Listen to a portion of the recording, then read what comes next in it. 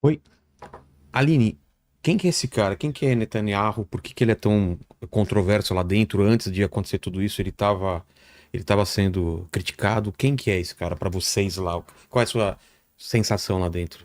Então, a gente tem que entender que o sistema político de Israel é muito diferente do Ah, Brasil. é. Como funciona lá? Então, o Brasil é uma democracia presidencialista, Israel é uma democracia parlamentarista, já que Israel, antes da sua independência, era dominado pelos britânicos, pelos ingleses, a gente herdou muito do sistema político deles. Então, como funciona?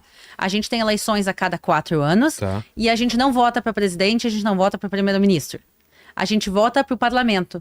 Tu coloca e tu não vota nem na pessoa, tu vota só no partido. Ah, é? É bem diferente o sistema do que funciona aqui. Então tu vai, tu chega no dia da votação e tem todos os partidos que concorrem, são uma média de mais de 20 Ah, é? partidos. Muito partido, É assim? muito partido, tem partido de direita, esquerda, tem partido árabe, tem Mas tem partido. uns dois, três mais fortes, assim como tem aqui no Brasil, ou não?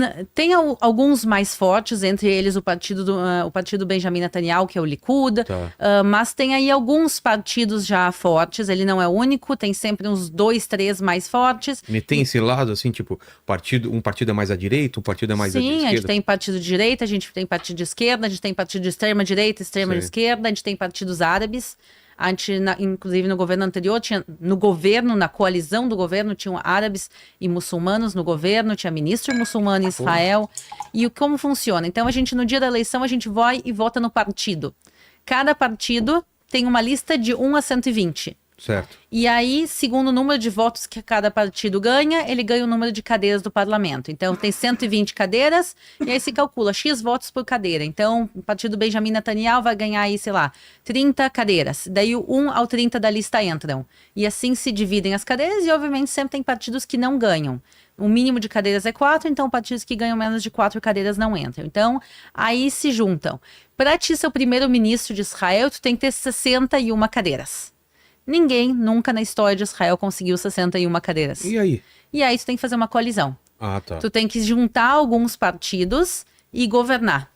E o que o Benjamin Netanyahu consegue fazer é que, apesar de ele não ter a maioria dos votos, e é isso que as pessoas não entendem, ele não ganhou as eleições diretamente. O partido dele é o que mais tem cadeiras, ele é o chefe desse partido, e ele conseguiu formar coalizão com outros partidos e assim ele Que governa, deu 61 ou que deu mais. 61 ou mais. Tá. Então é dessa maneira que Israel funciona. Então, não necessariamente o primeiro-ministro ele tem a aprovação da maior parte do país. Entendi. E isso acaba criando uma situação um pouco estranha, que a maior parte da população do país pode não gostar do primeiro-ministro. E agora a pergunta é: se ninguém consegue fazer 61 cadeiras, o que que acontece? O que que acontece? Chama a eleição de novo. A Ah. gente teve 5 eleições seguidas antes da guerra. Ah, é? Nos últimos anos a gente teve 5 eleições, quase uma depois da outra. Porque tem a eleição, cada um ganha suas cadeiras, tem um X período para formar o governo, ninguém consegue formar, chama outra eleição. Nossa. Daí forma, fica alguns meses e aí cai de novo. Então a gente estava num sistema político bem complicado. Antes da guerra, a gente teve um período de aí mais ou menos 1 ano e meio de protestos políticos, principalmente contra o Netanyahu, porque ele tem aí algumas questões que ele é acusado de corrupção. Nada foi confirmado ainda. E também é uma corrupção assim, ele liberou coisas que não tinha que liberar, ele gastou mais dinheiro público do que ele deveria ganhar. Não é que ele enfiou dinheiro no bolso, mas são algumas coisas que São são contestadas. contestadas e boa parte do país disse assim, não, a gente não quer isso. A gente quer que outra pessoa entre, mas ninguém além dele estava conseguindo montar a coalizão. Sei. E a gente estava num ciclo de eleições, então estava uma situação política muito, muito desagradável em Israel, Mas assim, nesse último 1 ano e meio antes da guerra. você colocaria ele o quê? Na direita, na extrema-direita, no centro-direita? Direita, o Benjamin Netanyahu é direita. Eu sei que tem gente que gosta de dizer, não, extrema-direita. Não, não, não. Isso não é extrema-direita, ele é da direita. E a questão que a coalizão que ele montou a coalizão da direita, com alguns do centro, mas ele tem na coalizão gente da extrema-direita. Então, a maior parte do país não está feliz não só com ele, mas também com a coalizão que ele montou, porque ele tem pessoas de extrema-direita que a maior parte da população de Israel não apoia. Mas por ser um sistema parlamentarista, a gente chega em situações assim, mas por outro lado, isso também é importante, porque Israel é um país extremamente eclético, muito mais às vezes que o Brasil, porque em Israel tu tem religiosos, tu tem não religiosos, tu tem judeus, tu tem cristãos, tu tem muçulmanos, tu tem direita, tem esquerda, tem extrema direita, tem extrema esquerda, tu tem também a opinião da população em relação ao conflito, em relação à criação do Estado palestino, sim ou não.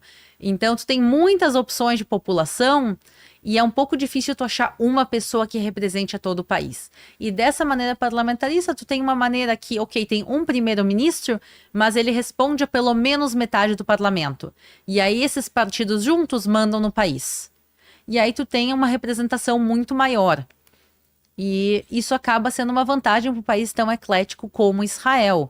Então, tu tem representação ultra-ortodoxa no governo, como tu tem representação laica no governo.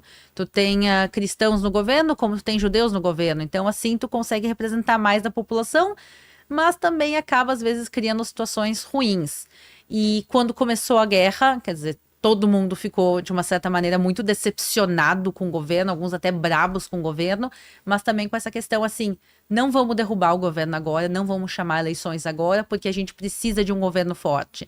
E eleições é um processo complicado. E, assim, Israel não costuma ter impeachment, mas, assim, talvez se Israel realmente tivesse revoltado, poderia acontecer, poderia do governo cair, se poderia mudar a coalizão. Teve até alguns partidos que entraram na coalizão durante a guerra, porque eles disseram o governo precisa estar mais forte, precisa ter mais gente na coalizão.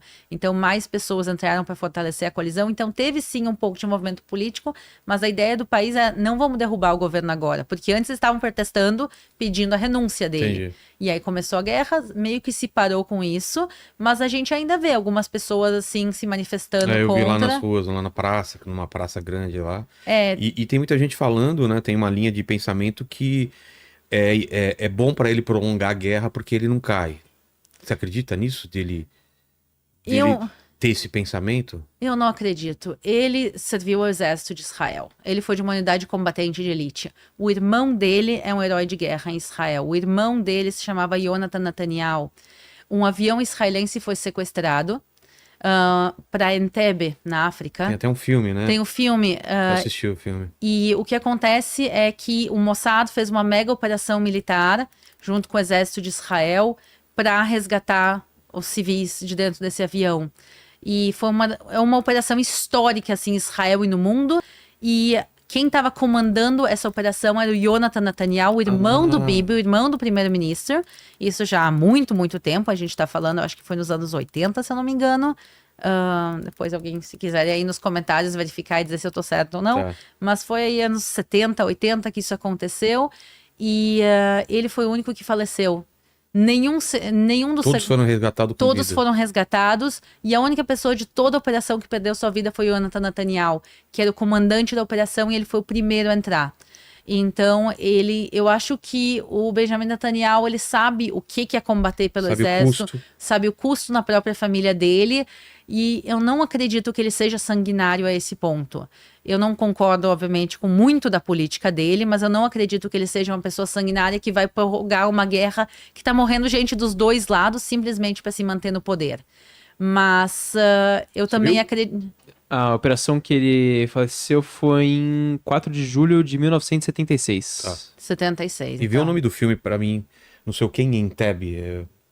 Eu assisti faz uns 2, 3 meses. Eu acho que se chama Operação Entebbe, É. se eu não me engano, mas Paquito pode aí conferir. Mas o que acontece eu não acredito que ele esteja prorrogando isso, mas eu também acredito que a carreira política dele terminou.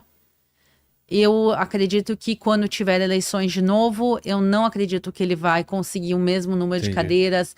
Sim, tem uma revolta da população israelense, certa política dele, mas eu acho que a gente também tem uma ordem de prioridades. A prioridade agora é vencer o terrorismo. E Israel está conseguindo, nesse último 1 mês e meio, Israel conseguiu eliminar boa parte das cabeças terroristas. E até no Irã, né? No Irã se eliminou, quer dizer, a gente eliminou do Irã o Soleimani, depois o Nasrallah, o Nasrallah do Hezbollah, depois o Safedia, que era para ser o substituto do Nasrallah. Depois se matou mais o substituto do Nasrallah, se matou o Ismail Haniyeh, o Mohammad Def, agora o Sinwar. Quer dizer, se está tirando as cabeças. E a gente vê que esse é o objetivo do exército de Israel. O objetivo do exército de Israel não é matar civil, que tem gente assim, não, é um exército sanguinário. Não. Eles estão indo atrás das cabeças do terrorismo, atrás dos terroristas. Mas o que esses terroristas estão fazendo é se protegendo no meio da população civil. E parte da população civil, infelizmente, acaba morrendo em fogo cruzado. Também israelenses morreram em fogo cruzado, sequestrados. A gente sabe que o exército de Israel, por engano, matou sequestrados lá dentro. E é obviamente que eles não queriam fazer isso. E obviamente também o exército de Israel não queria matar mulheres e crianças em Gaza, que também tem vítimas civis. Os números que se falam, eles não são os números verdadeiros. Quer dizer, que se fala de 40, 50 mil mortos, não são os números verdadeiros, graças a Deus. Eu fico muito feliz que os números verdadeiros sejam menores. A gente realmente não sabe quantas pessoas faleceram em Gaza, mas o que se calcula é que é um número significativamente menor. Esse número de 40, 50 mil pessoas são os números que o Hamas divulga. Então, como funciona? O Hamas, eles têm todo esse órgão de mídia. Eles têm um órgão também que é o Ministério da Saúde do Hamas, que chega a ser até um pouco irônico, né? Um órgão, uma organização que é dedicada a matar pessoas, tem o Ministério da Saúde. E o Ministério da Saúde de Gaza libera os números oficiais que eles criam. E aí eles enviam esses números para a ONU. A ONU divulga esses números como verdadeiros. Sem checar. Como é que a ONU vai checar? A questão é que a ONU poderia divulgar esses números, mas com um asterisco muito grande, dizendo fonte Hamas. E eles não fazem isso. Eles colocam fonte Ministério da Saúde de Gaza. Só que o Ministério da Saúde de Gaza é um órgão do Hamas. E aí eles divulgam esses números, a mídia do mundo toma esses números como verdadeiros, e aí é isso que as pessoas realmente acreditam.